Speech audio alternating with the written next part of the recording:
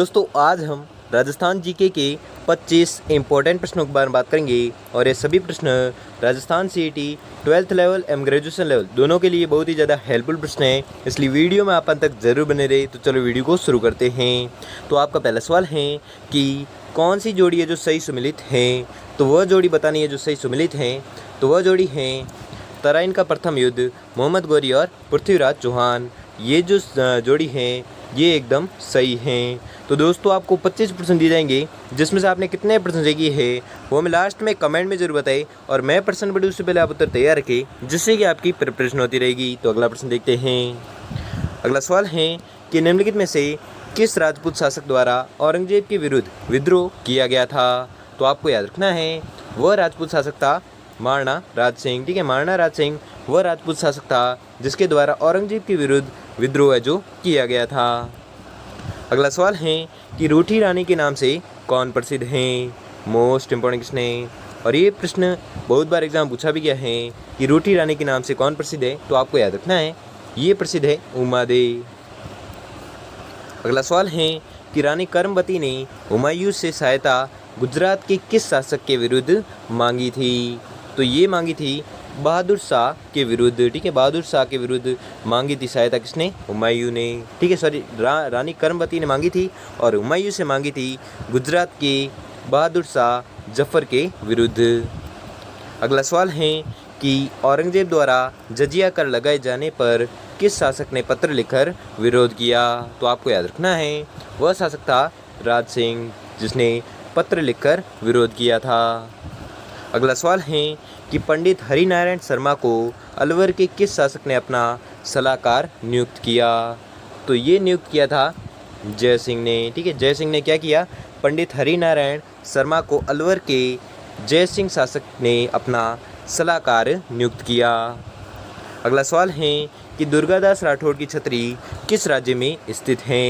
Most important question है और ये प्रश्न एग्जाम में बहुत बार पूछा भी गया है, इसलिए इस प्रश्न को भी आपको रट लेना है कि दुर्गादास राठौड़ की जो छतरी है वो किस राज्य में स्थित है।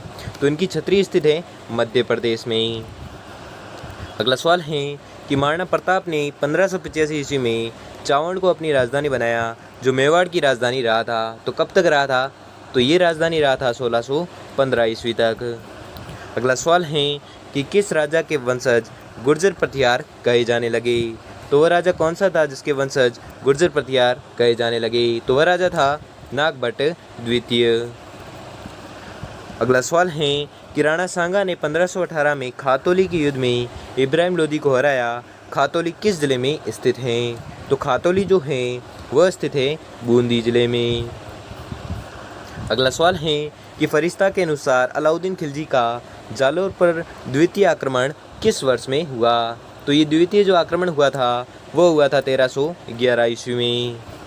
अगला सवाल है कि किस राजपूत राजा ने हरिनाथ, सुंदरदास एवं जगन्नाथ जैसे विद्वानों को संरक्षण प्रदान किया। तो वह राजपूत राजा था कौन, तो आपको याद रखना है वह था आमेर के महाराजा मान सिंह। ठीक है, आमेर का महाराजा मान सिंह वह राजपूत राजा था जिसने हरिनाथ, सुंदरदास एवं जगन्नाथ जैसे विद्वानों को संरक्षण प्रदान किया। अगला सवाल है कि मंडोर के प्रतिहार माने जाते हैं। तो कौन माने जाते हैं, तो मंडोर के जो प्रतिहार माने जाते हैं वो माने जाते हैं क्षत्रिय। अगला सवाल है कि राव राय सिंह को राजपुताने का कर्ण किसने कहा। मोस्ट इम्पोर्टेंट क्वेश्चन है और ये प्रश्न बहुत बार एग्जाम पूछा भी गया है कि राव राय सिंह को राजपुताने का कर्ण है जो किसने कहा था, या राजपुताने का कर्ण किसे कहा था ये भी पूछा जाता है। तो आपको याद रखना है ये कहते हैं राव राय सिंह को, और किसने कहा था वो आपको आज पता चलेगा कि किसने कहा था। तो ये कहा था मुंशी देवी प्रसाद ने। अगला सवाल है कि कीका के नाम से लोकप्रिय थे। मोस्ट इम्पोर्टेंट क्वेश्चन है और ये भी प्रश्न बहुत बार एग्जाम पूछा गया है, इसलिए इस प्रश्न को भी आपको रट लेना है कि कीका के नाम से लोकप्रिय थे। तो कौन थे, तो कीका के नाम से लोकप्रिय थे महाराणा प्रताप।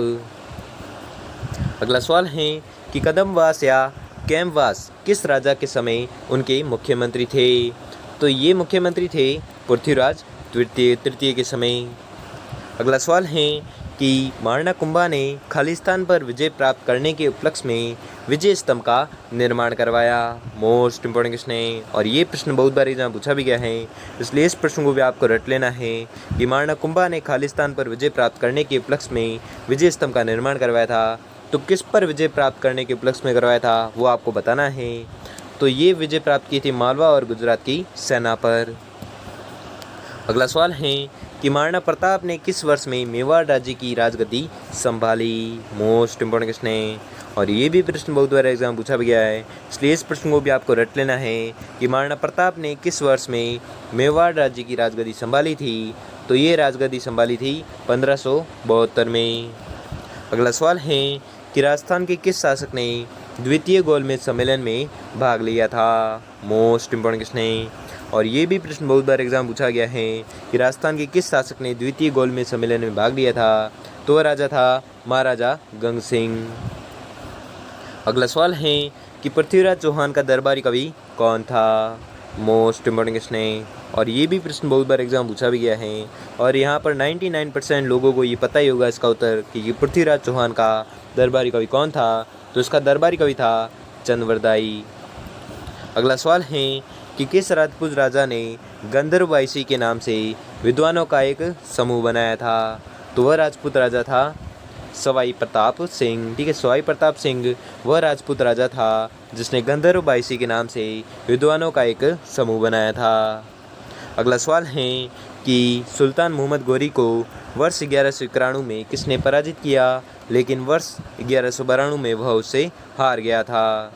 तो ये हार गया था पृथ्वीराज तृतीय। ठीक है, पृथ्वीराज तृतीय वह व्यक्ति था जिसने सुल्तान मोहम्मद गोरी को वर्ष 1191 में हराया था। और ये युद्ध मैं आपको बता देता हूँ, ये युद्ध था तराइन का युद्ध जो 1191 और 1192 को हुआ था। ठीक है, 1191 को तराइन का प्रथम युद्ध हुआ था और द्वितीय युद्ध हुआ था तराइन 1192 को हुआ था। और प्रथम युद्ध में तो सुल्तान मोहम्मद गोरी को हरा दिया था पृथ्वीराज तृतीय ने, लेकिन जो दूसरा युद्ध हुआ था जिसमें पृथ्वीराज तृतीय जो है वो हार गए थे, वो इसमें बताया गया है। ठीक है, तो कौन हार गए थे 1192 में, तो वो हार गए थे पृथ्वीराज तृतीय। अगला सवाल है कि गोइल वंश का पहला शासक कौन था। तो गोइल वंश का जो पहला शासक था वह था बप्पा रावल। अगला सवाल है कि मालवा के किस सुल्तान को राणा कुंभा ने कई बार पराजित किया था। तो वह सुल्तान था मोहम्मद खिलजी। ठीक है, मालवा का मोहम्मद खिलजी वह सुल्तान था जिसको राणा कुंभा ने कई बार पराजित किया था। अगला सवाल है और ये आज का अंतिम सवाल है कि हल्दी घाटी के युद्ध में मुगल सम्राट अकबर की सेना का नेतृत्व किसने किया था।